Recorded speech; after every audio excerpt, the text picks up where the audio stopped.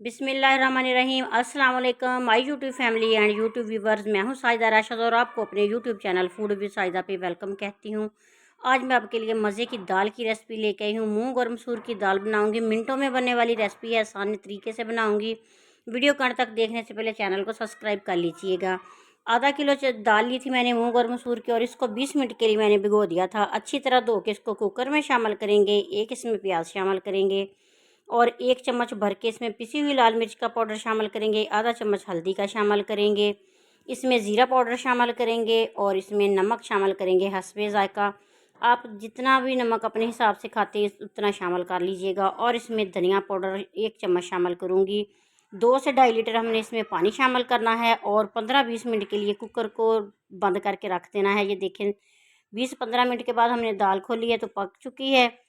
तो अब इसका तड़का तैयार करेंगे। इसके लिए हमें चाहिए होगा 1 चम्मच लहसुन का पेस्ट और 1 चम्मच ही अदरक का पेस्ट। इसको 2-3 मिनट के लिए फ्राई करूँगी। 1 चम्मच साबुत ज़ीरा भर के इसमें शामिल करूँगी। इसके साथ दाल में बहुत ही मज़े की खुशबू आती है।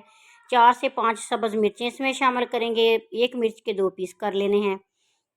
तो इसमें शामिल करूँगी कुटी हुई लाल मिर्च, कलर के लिए, जायके के लिए। उसके साथ दाल की लुक भी अच्छी आती है और खाने में भी बहुत ही मज़े की लगती है।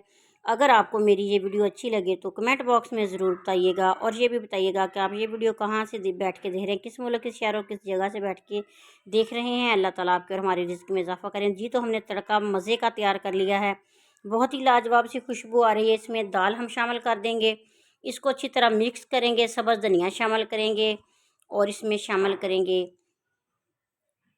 गरम मसाला थोड़ा सा।